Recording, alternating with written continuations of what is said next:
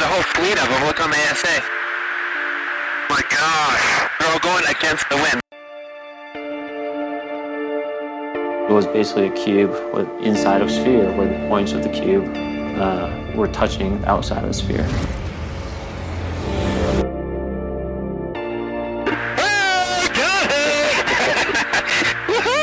Roger.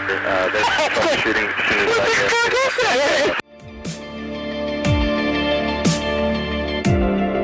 So this isn't anything that just is limited to the United States. It's a worldwide phenomenon.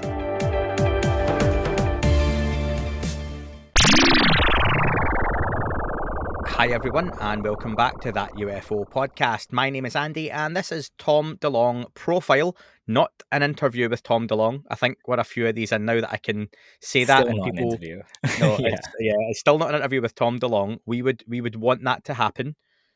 For anyone commenting, giving us abuse, which we don't mind. We still get the comments of this isn't an interview. Clickbait turned off. You can turn off now if you expect an interview with Tom DeLonge. This is the profile part 2.5. Not even the profile part 2. We're proper conning you here. This is your questions and thoughts on the last couple of parts that we've done ahead of us recording part 3, which may or may not be the final part. We've not worked that bit out yet, but we'll see how much more we've got to run. Dan is with me for this, as you've just heard. Dan, welcome back. Thank you for having me. Well, I shouldn't say that. We're just so used to it. Maybe you should be like, hi, this is Andy, and this is Dan.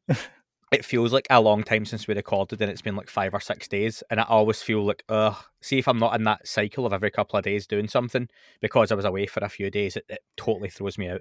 We should wait. Let's pause there. The listeners don't know that you celebrated your birthday this past weekend, and that's why we're a little bit late. Yes, there was Friday. also a bit of a celebration for a stag do for you. So happy birthday to Andy. Yes. And bombard his emails with happy birthdays, please. Yeah, wait till next year. It was my friend's stag do. He's getting married soon as well. So that was a lot of fun, and it's taken me enough time to recover from it. Something good that happened in the meantime, though. We're still a ways off our end of year charity fundraiser. We done it end of last year. Dan came up with it. It was very successful. A couple of charities got some incredible donations from everyone. That'll still happen later on this year. However, to kind of get that started, we've had a bit of a collaboration come up very quickly with a friend of mine who runs a small independent coffee business in Glasgow, and it's called Pure Roasters. If you're from the UK and Scotland particularly, that'll mean something to you. Basically, my friend Robert and Pure Roasters, the company, has created a coffee called Space Cadet, which again is a Glasgow Scottish kind of terminology. And if you're in the UK, right now it can only ship to the UK because of leaving the EU and a lot of other issues just now with shipping stuff. He's really sorry about that because so many of you got in touch so quickly. But if you're in the UK, you can get bags of Space Cadet coffee, and with the code Valiant Thor, you'll get 20% off. Dan and I don't make any money from this. That was my deal with Robert when I talked about doing the collaboration. Any cash that is made on our end, we're getting like a small percentage of it, is going to be banked for the charity fundraiser at the end of the year. So if you like coffee, the link for it will be in the description. You can click on that, use the code Valiant Thor. That'll be in the description as well. And you can get yourself a lovely coffee, support a local business, but also support a charity as well. Just remember it's UK only, so thank you very much, folks. If you want to buy some and you are outside of the UK, find a friend in the UK and send them a bag of coffee. Get their address and buy it for them. That would be really nice. And again, it all goes to charity as well. But listen, on with Tom DeLonge Profile Part 2.5. This is your thoughts and questions based on a few shows now that we've done on Tom DeLonge and his involvement, his history in the UFO subject. We're going to get straight into it. Dan, SourceMind3333. Why was knowing about Greek gods such a big deal, apparently? This is something we've talked about a few times before, diving through some of Tom's old tweets. And if you can let me bring up my favourite one, you'll probably know which one it is.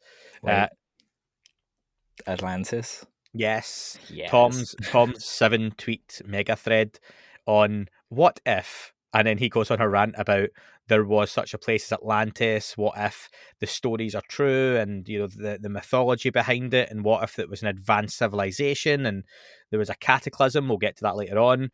Something happened, Atlantis went away / underwater / something else. And it was a pretty interesting rolling Tom thinking out loud. Not the first time Tom's done it, and in various different modalities might be the wrong word, platforms even, various different platforms. Tom DeLonge has talked about Greek gods, whether it was in the books, whether it's been on podcast interviews, TV interviews, or in his tweets. Dan, Greek gods. Why does Tom DeLonge have such a thing for this? It'd be very easy for me to say who's told him that this is part of the overall picture. Yeah, I wonder why specifically he speaks about Greek gods, because they're obviously a lot more than that through history, and they could all potentially represent the same kind of thing that he's hinting that the Greek gods represent, which is basically beings that are other to us, who have a technology that makes them appear godlike to us, and we worship and they manipulate us, basically. The next book in the series, War, I think it's going to be. Yes. I imagine that's going to talk about the influence of these gods on war. And, you know, if we go back, we know that there were blood sacrifices and things like that. And all of them to gods that were debatably real, I guess, depending on your, you know, your beliefs in life. And yeah, his whole point is that they are real beings influencing us for gain, for whatever reason. The way I thought of this, and at the time I might have even texted you from the cinema, was watching The Eternals. And spoilers, skip 30 seconds. It's just a little plot point, but I think people see this in the trailer anyway, that these superheroes are basically the gods that have been around through time immemorial, and they've seen the wars and they've seen civilizations be built up, and they've had these kind of small parts to play here and there on our advancement or potentially lack thereof at times. And that made me think a little bit about, is that the idea of kind of what happened? And it goes back to that chariots of the gods, doesn't it? And who built the pyramids, and flying chariots in the sky, flying shields that the Romans reported. It's just a name for something that, like you say, is that non-human intelligence, that being that isn't necessarily human.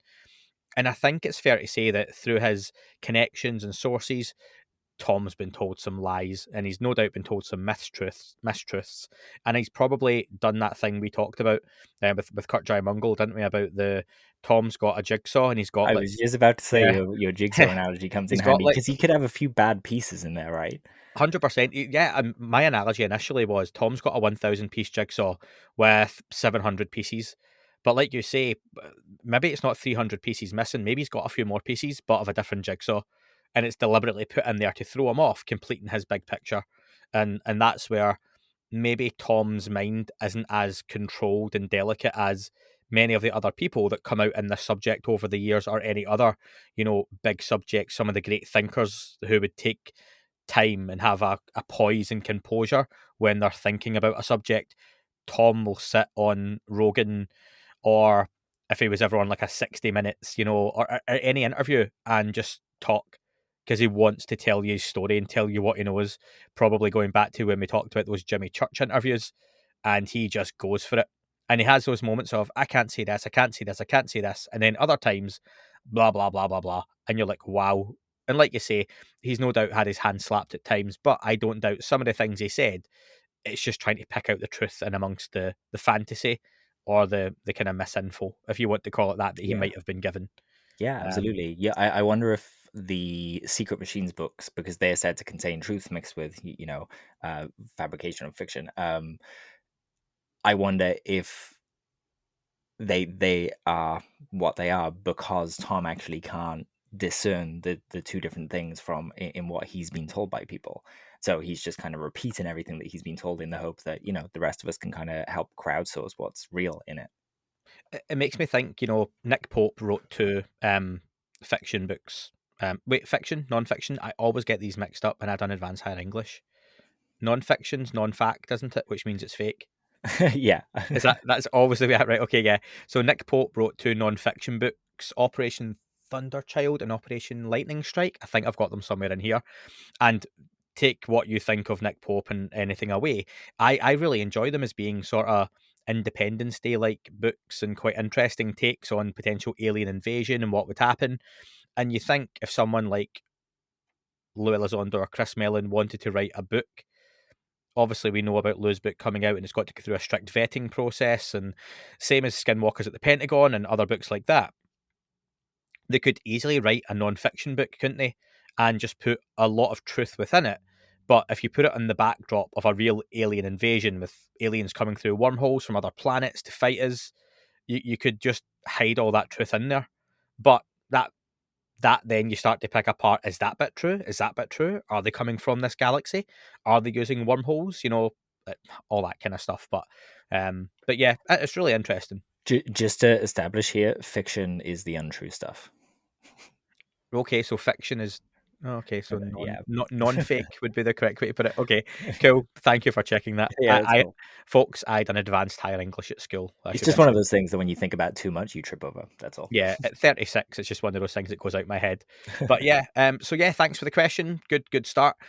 Gnosis, who is a big help out on the Discord channel, which has been very, very busy, very active recently as well. And Gnosis is going to appreciate that you dropped the G there as well. I did drop the G. I think I'm going to meet Gnosis for a coffee sometime soon as well. Nice. So if anyone's in the kind of northeast of England, hit us up and might have a little kind of impromptu meetup in a coffee shop somewhere.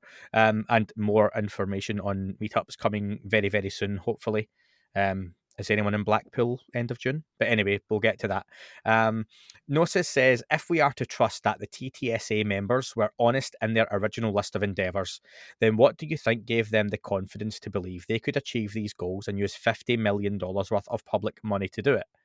Looking at the same people in 2022, nothing so bold is now stated and nobody is trying to launch such grand endeavours. Was there something we still don't know, or something the TTSA members expected to happen that didn't? The financial side of things with TTSA was always muddy waters, and I would hasten to say that I don't doubt even the people involved. The financial side of it was probably muddy waters for them too.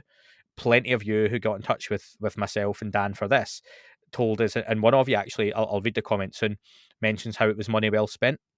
Dan, you invested in TTSA? I did, yeah. I feel that I can talk about it because I did. I put my own money into it. It was I got a bonus in work, and I thought, yeah, I'm going to support the cause. I will say that at no point did I ever expect them to make a spaceship. That was one of those, in a perfect world, if they got the defense funding, and they would need that kind of proper defense funding because that's how much it would cost to develop that kind of thing. You're not going to develop a revolutionary anti-gravity craft for 50 million.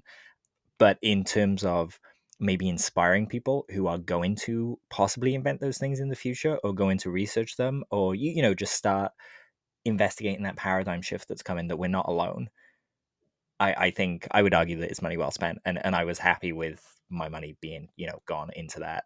Okay, let me ask you, because I looked at it, I remember at the time talking about it as well a few times, that I came close several times to investing. Again, the minimum amount I don't have, and still don't have that kind of cash that I could just throw away on lots of different investments, but it was something I was really interested in. Why did you, as someone with money to invest, and it's almost a vote of confidence because you're not expecting to get anything really in return. It wasn't that kind of investment. No. What made you look at the anti-grav spacecraft and think, well, that's nonsense. They're not going to do that, but I'll give them the money anyway? Because I think for a lot of people, they probably saw that and thought, wow, wouldn't that be amazing? Because I'm not going to lie, as incredible a claim as it was, I sort of bit on that for a while. Of they've got this really incredible team of people here, Hal Putov, Jim Semivan, all those guys, Steve Justice, and if you add Lou and Chris into that, and sorry, Lou Elizondo and Chris Mellon, saying as if I know them personally, that maybe that's possible. If anyone could do it, why couldn't they? Because look at the team they've assembled, very much Avengers Assemble type scenario. Did you not at any point think, I'm not going to give them the cash because it seems like too much of a leap? And I mean, potentially you could use the word con. Yeah, I mean, that's been thrown around, hasn't it? It really comes down to the fact that I was a fan of Tom's work for a long time. So it's not like Tom came out of the blue asking for these things. I was used to Tom saying big things coming soon, and these things never materialize. And it happened with several Blink documentaries along the way and various other things. So yeah, when it comes to Tom's big ideas, I often take them with a pinch of salt. But in terms of supporting him to spread the UAP message, you know, I essentially paid the price of stocks for US legislation. Like that's pretty cool. Yeah. Not that it went directly to that, but you know, the dominoes fell and now that's where we are. Yeah. And I think it's fair to say that the money went to various different aspects of the organization, because TTSA is still there as an entertainments company, which obviously was something several members left because of. And they've got the movie Monsters in California supposedly coming soon. It's a Because slightly different company. So what's left is To the Stars, which is just the entertainment side yeah, of, and then TTSA was a separate thing, but that's pretty much gone now. And To the Stars has a scientific advisory board, which that's said to have, you know, Hal Puthoff kind of sat on.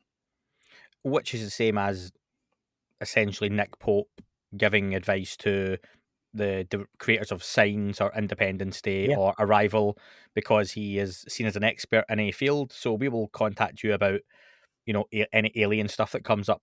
But To the Stars still plans on telling these stories, like Tom said. That aspect of the whole thing has never really changed. But like you say, they've never gone back out. And let's be fair, I don't think, given what happened with the company and the way things sort of ended, they could, in good faith, go out and ask for money, because I don't think they would get anywhere near the same take up as they got in those early days. No, I I don't think think that so. time's come and gone for them. Um, what happened in the background?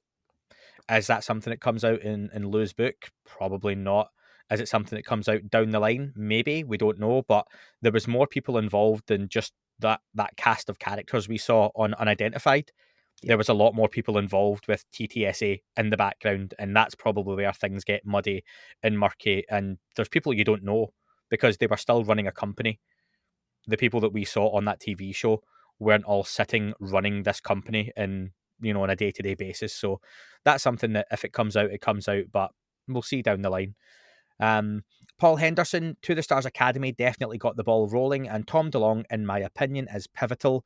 I'd like to know that if that UFO podcast will ever get to interview him, as I think we could ask some really good questions. Surely Lou can put in a good word for us. So keep up the great work. Thank you. Um, I don't think Lou is like friends with Tom DeLonge. I don't think he's ever claimed to be. I mean, they were colleagues, weren't they? They Yeah, had an endeavor together, and that time come and went. I wouldn't bet on them being besties.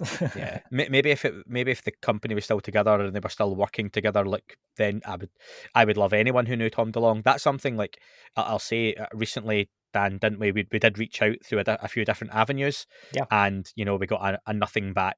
I've also had if there's interest, we will reply, but you get that for a lot of different guests. So unfortunately, it's just not one of those things at the minute we'll be able to get Tom And on. and there was a whole delay as well. Tom was meant to be coming over to the UK with Angels and Airwaves as part of the European Yeah, tour, and that was cancelled due to COVID. So there might have been a whole load of publicity that was being set sure. there that we might have got in on.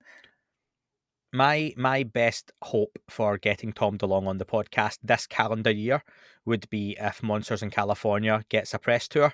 Then I'm sure Tom DeLonge will have no shame, and there's no harm in this either, in reaching out to UFO and paranormal podcasts around the world to ask for some advertising and promotion. And would you know what? I would take him up on that for the for the interview. So yeah, let's hope that comes around. But thank you, Paul.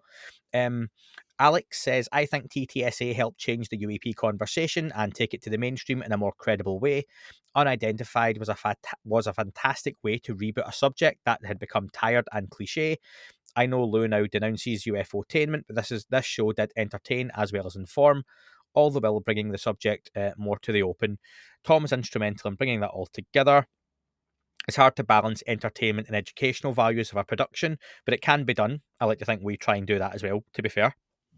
In fact, we need much more of it to educate an uninformed public. Then we might see more activism and pressure on elected officials.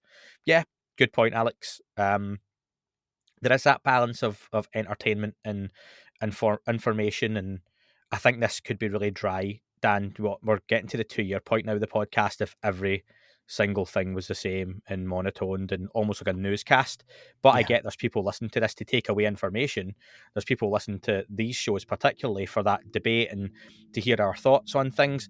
And there are people who just listen to this subject, like I listen to various other subjects, just for the entertainment aspect of it, and an escape and a release, and as things pick up, maybe get more involved. But that's just the nature of this subject and kind of where we're at with it. And there's no harm in people taking any of those things away from any content they consume in this topic. I've said before, I've got my proper guilty pleasures when it comes to the UFO subject. I still want to do my Antarctica episode or show. I really want to do that. You've got the whole dark side of the moon stuff, which is really interesting. I've said in the past that I used to listen to things like Andrew D. Basiaggio, who has given some fantastically long YouTube talks he did in the past on apparently being a like a not a jumper, but he could teleport to Mars with the US government basically. And he claimed to know Obama, who could do the same thing, President Barack Obama, that is. And you know what? It's a fantastic story to listen to. He's very engaging and engrossing. But for me, that's where it stopped. I never truly believed that Mr. Andrew D. Basiaggio, if you want to look him up, had actually done those things. But it was always that 1% in the back of my head that made me go, yeah, but imagine he had. Like, that would be incredible. And that 1%, Dan, I'm sure when you invested your money into TTSA, but what if they did create an anti-gravity spacecraft and some of my money went towards the paint work? I mean, if they'd have done that, I would have been over the moon because I invested on the ground floor of Boeing essentially. But that was never really on the table for me. And you could have literally been over the moon with an anti-gravity spacecraft. So yeah, I had to get that in there. Louise says TTSA will forever hold a place in history. It was the spark that started the fire. Actually, Tom was the spark. I have feelings he's not finished yet. He's a dynamite or a dynamo. It might have been auto-corrected. So yeah. CJ asks, Dan, I'll put this to you first. Did TTSA overpromise and under-deliver? Probably, just in the sense that Tom's part of that press conference was very sales pitchy. You know, he was the guy setting up the business side of things, whilst everyone else got to do what they were going to do anyway, which was investigate UAP. They could just do it professionally through Tom's company. So yeah, I think there was some overpromising. The under delivering is more debatable part, I think, because as you know, I'm very much honest about this, that I think they were a spark that changed the world. But not everyone feels that way. Some people wanted that anti-gravity spaceship or, you know, some hard evidence from them. And as much as we got a bunch of those videos and a great series and a whole bunch of other things from them, we weren't given raw data and, you know, the proper data from the Princeton and the Nimitz and all of the videos that kind of came out. They were lacking some context that I think a lot of skeptics or debunkers have latched onto. So under delivering there, I would say. I mean, let's say Tom doesn't leave Blink 182 and there's no To the Stars Academy of Arts and Science. To the Stars might have still been a thing with the different series entertainment divisions that Tom was interested in. But say he keeps his interest in UFOs to purely, I'll write some songs about it and chat about it with mates, but that's it. Where do you think we are now? Like, more than likely, I'm not doing this podcast. I know that probably for a fact. Where do you think the conversation is? Do you think there's been any movement at all from the 90s even, or the 80s? I mean, the fact that TTSA, whether people support them or not, they're on people's lips as to whether they change the world. And just even having to ask that question, you know, like I say, it's arguable that they did. But if you've got to ask the question, then they probably have had some kind of impact. Yeah, I think that's a fair point. Like, there's a lot happened, and I think this is something that's come up in the last couple of weeks where, you know, a lot of stuff's happened in the world of social media with UFOs and everything we won't go into. Everyone's bored of that now. But a lot of people started a lot of shows and podcasts, and journalists got involved in this conversation and topic, like Leslie Kane, Ralph Blumenthal, let's name those, who probably wouldn't have an interest in it to even report on the subject had To the Stars Academy not come about and started the process that got certain individuals out of roles and into whatever To the Stars Academy was meant to be. Regardless if it came to fruition the way it expected to, maybe they all had different plans for it anyway. and maybe different individuals within To the Stars Academy got what they wanted from TTSA. I think Lou's kind of hint, I'm going to paraphrase badly, said as much that there would have been no unidentified season 3 because To the Stars Academy and what they wanted to achieve had achieved what they needed to. So himself and Chris Mellon felt the best thing for them to do was go elsewhere anyway. Whether that's exactly true or not, only they would know. But maybe Jim Semivan wanted something from it. Hal Putov wanted something from it. Tom DeLonge wanted something from it. So it's a hard one, but it's certainly, like you say, changed the conversation. And for me, it changed it in a really positive way, in a big way as well.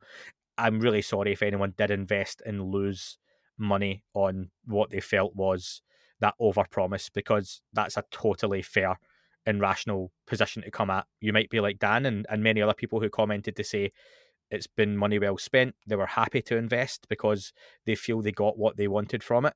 Other people are happy to invest with the idea that, you know what, if I lose it, I lose it. I'm intrigued. Other people no doubt put money in hoping for, that those big promises that really never came to fruition in a sense. So hopefully, the Monsters in California movie gives us something a little bit more of a legacy potentially from To the Stars and what it's going to be going forward, because it has been pretty quiet on that front from them. Brenta said, hi, really enjoyed part 2. A few random thoughts, and some of these we've kind of touched on, but Dan, we can fire through quickly. Do we know how TTSA was funded? Yeah, it was a stock issue. Yeah. Also, they had agreements to lend money from Tom DeLonge, who has various LLCs set up to to manage his rights and things like that. So they were given things like image rights and portions of that, and that money got paid back to Tom or cancelled off over the years. You can look at it in the SEC filings. Did the main players get paid, and by who? By the main players, I'm guessing we're thinking Lou Elizondo, Chris Mellon, Jim Semivan, Hal Putov, Steve Justice, Tom DeLonge. I don't doubt that any and all took some kind of payment from it. They were working for part of that company. It wasn't a volunteer position. I don't think that was ever claimed either, which would have been a different conversation, but they were doing a job. Those figures are definitely on the SEC filing as well. So if you just search TTSA SEC on Google, it should take you to the investor page, and all the filings are there, and you can see what people were paid. Yeah. Next up, same from Brenta. I wonder who did the organising behind the scenes, pulling things together for TTSA. It's often not those on the stage. And I think we've sort of addressed that, and there were other people involved with the company. And Dan, you talk about the filings. That's the kind of stuff that bores me. But you can see names of people in there, salaries people got, and the different roles that people had within those companies. I suppose if you go look at To the Stars now, you'll see names like Tom DeLonge and, like you said, is it Hal that's still part of the scientific advisory board? He done the interview with Tom DeLonge on Brian Keating's show with Kurt Mungo, doing the helping out in that one as well a while ago. Really good interview if you want to go and check it out. But there are other people still involved as well who run the company and do that kind of organizational side of things as well. It's a sizable company still. Yeah, like there's a decent amount of people there. They downsized, just for cost, and they didn't need the storefront when the pandemic was happening because no one could go in. Makes sense. But one of the people behind the scenes that doesn't get talked about much is Carrie DeLonge, and that's Tom's sister, and she's been with him through various different companies like Atticus, Macbeth, so on and so forth. Mod Life. There's a lot of different companies that he's done, but she's always been there as marketing and comms. So chances are, if someone's been trying to email TTSA through press, that's who they would have got, was Tom's sister. I know Carrie personally, as if we have interest, we will follow up. Carried along, and no follow up. Hey, she emailed you back. Yeah, I got that from her at least. Brenta finished up saying, overall, it feels to me like they have moved things forward and perhaps helped change the world. Loving the deep dives into this. It really helps me put things into context and understanding the journey so far. So thank you. Thank you, Brenta. Helps us as well. And I'm sorry it's been so long since the last one. We'll strive in the next, 7 days to get part 3 recorded and put out as well. It's just the last 2 months has been hectic for both of us. Leffy, what is puzzling for me is that there is little to no talk about the whereabouts of the longer Gimble video. I cannot believe that any crew would stop filming during the encounter. So does Lou or anyone else on TTSA know if it exists? I think we know by now. I mean, Leffy, obviously from your question, you won't have heard these said in other interviews, but all those videos that were shot we were shown what could be released under a declassified setting. There are potentially, I'm going to assume, more to the start of some of those videos potentially. I think a lot of them we assume it's the beginning of the video, don't we? And you don't know that there's not stuff before it, and Yeah, all we're yeah. getting to see is a little portion in the middle. But there certainly would seem to be, I think with the gimbal, I mean it's speculative, but cards on the table, when it rotates, whatever camp you're in with that, yeah, I'm going to presume, as Dan's just done if you're on the YouTube, that it shoots away at an incredible speed because, as Bob Lazar discussed some years ago, these Oh, you know objects. what? No, we're wrong. And this is actually a good catch. I'm glad that this is in the show because Ryan Graves actually opened up about this, didn't he? And he explained that you had that V formation going around, and the gimbal was part of that, moving kind of jarringly. And as the V formation came around, or the delta formation came round, the thing rotated and then rejoined them, moving along. So I it did. didn't shoot off. There you go. I always thought it did. Ryan But Graves being the but pilot, by the way, or one of the yeah, pilots, they debriefed the person that filmed the video. Bob Lazar had talked about obviously that these objects tend to fly at speed on their side, which is why saucers can look shaky when they're apparently hovering still. That's something Bob Lazar's talked about. I think a little bit again like Independence Day when the thing's just hovering, it's a bit jerky and movements are a bit uncertain because they're made to move and at pace and in different environments. So that's an interesting concept and idea, but for me, it's to do with the classification of the rest of those videos. It's only my opinion. I would presume, like you say, that the video we saw of that one object, whether it's this, if it looks a bit like a saucer with a dome, doesn't it? Potentially, if it is that classic saucer, and in that video you could see more of these objects, and there were formations, and you could see these things leave at the incredible rates of speed that they apparently do down the line. That would be totally game changing. But right now, it's. I've always used the phrase, it's boring and ambiguous enough to be interesting, but not game changing. And that's what we've got. And it's all to do with the classifications, and it's annoying and it's frustrating, but it's what we're kind of hoping. Dan, let's be honest, we are long overdue. And this is something I spoke to Sean Cahill about on the Discord live chat when we done that a few weeks ago. I think a few people mentioned, are we going to get some new stuff this year? And Sean said, yeah, I would hope so. Like, I'm not saying Sean was coming from a place of knowledge with that, but I think even he was acknowledging it's been a while. For new footage, new photographs. Is it going to be a black triangle coming out the ocean? Who knows? Is it going to be additional footage from what we already have? Who knows? If it's something totally different, which I would love, then great. But it's one of those things that whatever's happening in the background right now, we can only hope things start to come out. And if Yeah. you're really patriotic and American, you probably don't want leaks happening.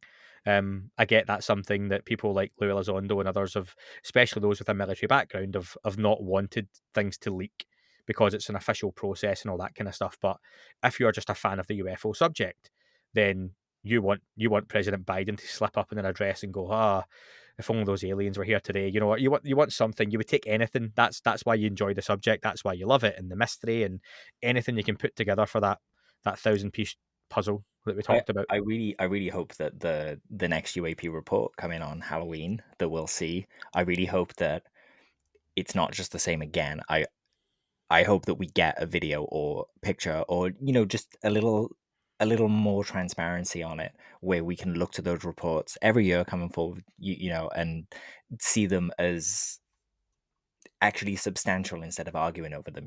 It would be great if that communication channel was really shored up for the future, and based on the Gillibrand amendment, Rubio, Warner, all those people talking about this, the bar seems to be going up and up and up and up for what they expect from these reports as well. So I'm excited to see. I think there are 6 due this year, but only one that we get to see. And let's be fair, I'm going to. That's a good point you make, Dan. But we'll get to see one. However, we keep saying we want more and more officials to be involved in this. If this subject right now is classified briefings that are being done and being had by 10 people, that's a fairly small group. Maybe Gillibrand, Rubio, Warner, whoever else might be involved. And maybe they keep that tight in between them. But once you start getting more and more people involved and it becomes 30 or 40 or 50 senators, congressmen and women, people in the UK involved, Australia, start to see these things, the more people involved, the more likely someone slips up or something comes out. So it's probably to our benefit that more and more elected officials do get involved, because human nature, folks, will play a big part in some of this stuff getting out. And That's this is funded till 2026 as well. So I can imagine between now and then, someone's going to say, "Hey, why are we spending all this money on this UAP stuff?" And they're going to have to present the reasons why publicly. This is a compelling thing. Maybe that's where we start getting those public hearings, when someone's asking why. How is this that you can spend the money here? 100%. Next up, Paul Ayer says, I'd like to know your thoughts on why you think Tom DeLonge has gone relatively quiet on the subject. Dan? Uh, Short and sweet, he's building a house. If you look on his Instagram, that's literally what he's doing. They had the planning permission before COVID, but they couldn't get started because of COVID. That house was meant to be a film studio for him and stuff. Has music production facilities, so he's basically building that, getting that up and running. And I imagine he's writing a script as well, a baseball script that has no ET stuff in it. But I imagine that he's just putting his time and energy into getting that home base set up and the creative projects rolling. So when it is set up, he can make them there.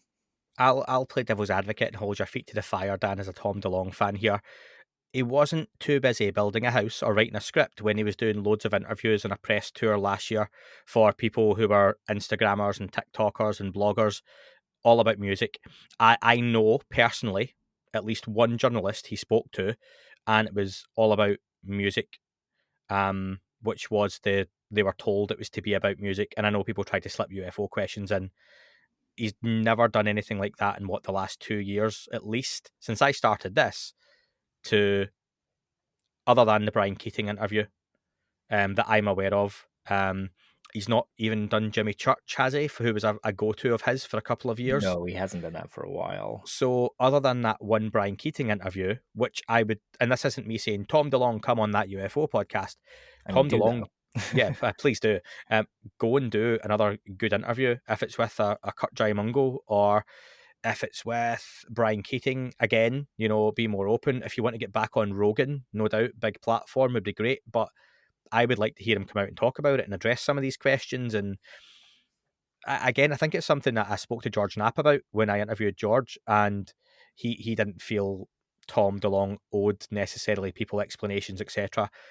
I would disagree. I think when you see the amount of questions like this, people getting involved, and the small percentage of people who are involved in the UFO topic who listen to this, just the kind of outpouring of emotion and curiosity and from either side of the fence people still have, I think Tom does kind of deserve to come out and give the community at least a conversation on the topic. I mean, I've just said his name, George Knapp, interview Tom DeLonge. There you go. That would be good for me. Yeah, their interviews are always excellent. George is a great interviewer. I'd like him to go on some platforms that will ask tough questions. When he goes and speaks about music somewhere, say for example with Zane Lowe, that was a great interview Tom did with Zane Lowe, speaking about music, and then Zane at the end gets some UAP questions in and some stuff about consciousness and creativity, and it's really interesting. But Zane doesn't really know enough to hold his feet to the fire on some things and to say, wait, can you expand on that because I heard XYZ, or just really dive in. I'd love to see Tom just sit with someone till the audience was blue in the face from asking questions, just completely span everything answered. And yeah, I'm sure there's some real interesting stories from TTSA and in the background, especially the stuff before TTSA got off the ground with WikiLeaks. Couple more questions to go, and I'm going to say Adam, who was one of the final questions. That was a very similar question we've just answered there, so thank you for yours. Consider it answered. Ben says, in my opinion, TTSA started a mass conversation that no one wanted to have within the ranks of the military and intelligence communities, with the help of others, of course, but without Tom's crazy ideas, we may not have been so lucky. We'll never know, and there's no going back now. Fair statement. To the crazy ones, I guess. Yeah. Roxy Sanchez says, cool name. Why does Tom refer to them, the others, as anklebiters? I mean, that's interesting. I take from it that I read that as basically nipping at our ankles, as in they need us for something. It's not just that, where we're going to be learning from them. There's like this, maybe this symbiotic relationship where we're going to pull the others along with us when, maybe uh, it gets into speculation here a lot. Well, But but I'm just wondering, go on. just to give you a little bit, because Roxy followed up saying also in earlier interviews with Rogan and others, he seemed very concerned about how UAP fed on negative human energy. Why has that not been further investigated? I think, like you say, though, you can't not go into pure speculation territory when you start talking about. Imagine, and I'm sorry if you're listening to this after the last week and you're not a Lou Elizondo fan or whatever, right? But imagine he's the face of the subject right now in the mainstream for UFOs, so that's the way it's got to be. Imagine Lou Elizondo sat on Fox, CNN, ABC, whatever, and someone asked him about, UFOs. Come on, Lou. I mean, are these things really real? And Lou said, you know what? What if I told you that they feed on negative human energy? That the public would be like, and that's not, the public wouldn't go, oh my God. Most of the public would turn off at that point and be like, nope, thanks, nonsense. They go to crystals and those Yeah, kind of it's too ideas, much of a jump in the conversation, isn't it? And it's still like, how do you get from let's have a chat about what is going on, what these things might be, let's forget aliens, and we've got to the point we're getting the word aliens back into the conversation, or non-human intelligence. There's steps to this conversation that eventually you have to then get to potentially feeding on negative human energy and what is consciousness, and different beings from different realities, and what if one of these things is technically standing right next to you, they're there but they're not there. All these things, alien abductions I suppose is one of the biggest ones that would come into it, that wait a minute, these things are real, have they been abducting people? How do you protect the public against that if maybe it's something you can't? Even then, you go into the abduction phenomenon and start to talk about, actually, it's not necessarily a physical abduction. They can abduct your consciousness and you can still be lying in your bed. Yeah. And How do you explain that to people when we don't have an answer for yeah, what consciousness is, right? exactly. That's a really difficult conversation to have. And everything you just said, we could change a few words in there and kind of say, oh, yeah, there are electromagnetic beings that exist on a separate part of the frequency to us who can interact with us and feed off of our electromagnetic fields, which we do have. Our hearts kind of have electricity and things like that. Our body and neurons run on this kind of stuff. So you can kind of use scientific words to get to the same place, but it's just speculation until we actually get there and we can read these things and maybe put on a pair of glasses that allows us to see them or something like that. I just wanted to add as well, I kind of disparaged crystals a second ago. I didn't mean to offend anyone that likes that stuff. I have a great piece of moldavite and a bunch over there, but I was just kind of alluding to the eye roll that people who aren't into that stuff gives you when you start talking about it. Folks, make sure you at the signal and direct all your hate towards Dan Hey, I for will disparaging the share. crystal community. I will share a bunch of pictures of the rocks and crystals I have. It's too late. Damage is done. And you know what? On that note, folks, one last point from Osvaldo Franco.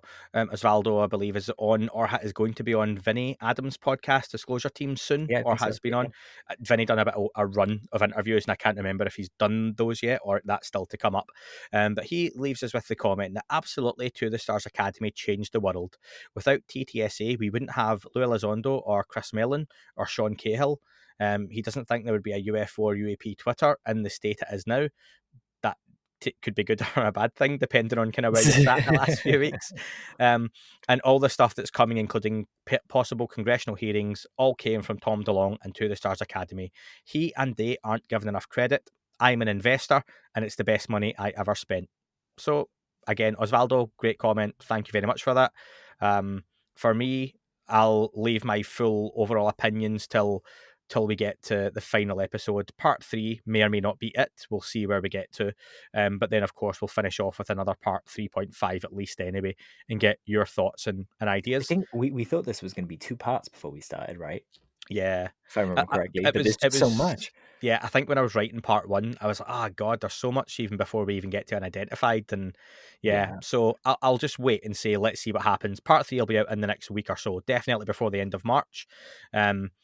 We have right away, we are going to record the listener AMA, which is exclusive to if you're on Patreon, if you're on Apple, Spotify, if you're on YouTube. Hi to YouTube. That's been great recently, Dan. We've seen a lot more people coming on board. And again, if you're watching on YouTube, we'll wave to you. And So if hello you're to anyone that came from Theories of Everything as well. Yes, thank you for joining us over from Kurt's channel. Regardless what platform you're on, and regardless what your supporting amount is, you'll get access to the AMA. So please, if you can support or want to, even if you really hate us and want to give us money to deal with, that's fine.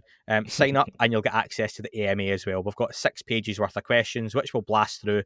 It's pretty casual. They go all over the place as well, but we enjoy doing those now and again. This Saturday, the 26th of March in the UK, 10 p.m. UK, and God, the clocks changed recently. Daylight savings time. I saw a big thing in the US about daylight savings time. It really confused me. Our clocks change on Sunday, but apparently 10 p.m. UK, 6 p.m. Eastern, and 3 p.m. Pacific.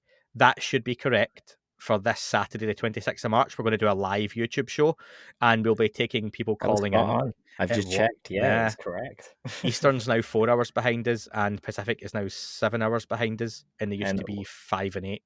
What about Middle America? Central time is now 5 hours behind us. Nicely done. Yeah, I'm getting good. Very good. And I'm really sorry if you're anywhere else in the world just now. I know Australia's about 12 hours because my dad lives there. But yeah, Bogota is the same time as East Coast, so we know Colombia is there. Yeah, we'll talk about time zones and differences when we do the live. But if you want to get involved, we'll arrange it on the evening. You can get a link to the live call-in and get involved. If you want to email or send over a video file or audio snippet of you asking us a question, we can easily put that into the show as well. If you don't have the time or you can't make it to be on the show with us live, please send us that and we'll play it and we'll talk about it and answer it. Otherwise, it'll just be us sitting talking nonsense for 45 minutes or an hour anyway, which I'm sure we'll manage to do. But yeah, please send those over. It'll be a lot of fun to hear from people as well. You can ask us about anything, ideally UFO related, but go for it. Dan, that's pretty much us. Yeah, that's a wrap there for Tom DeLonge 2.5.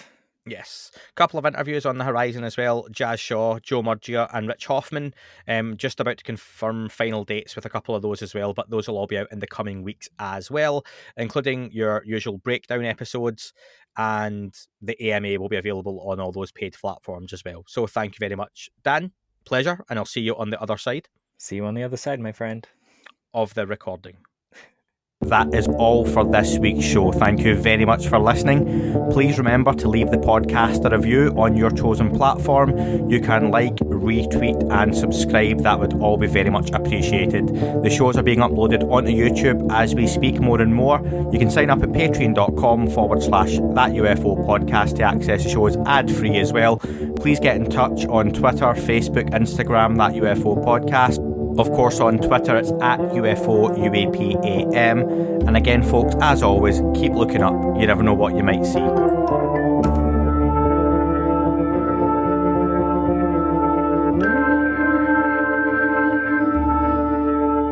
It wasn't a tic-tac and not quite a saucer, more like a hubcap designed by Chaucer, a little baroque and quite steampunk, like Alice was playing bass for the Parliament of Folk. The little fucker hovered right outside of my window, and when I shoved out the screen, he made it an issue. I don't think he expected me to see his ass, but I'd had some champagne and smoked a little around.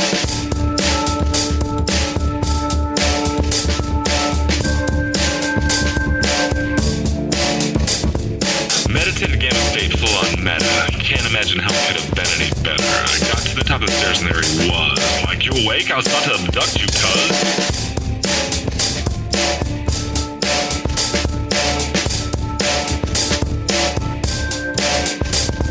I jumped back and nearly kissed myself, and I climbed out the window after the elf, and I woke up in my bed and there was something on my head and everything was weird and everything was red. And I called out to my boys. They thought this was noise. They thought it was a dream. They thought it was my toys. They thought it was my problems, and they think I should seek therapy, and I don't know what to do because it doesn't really scare me.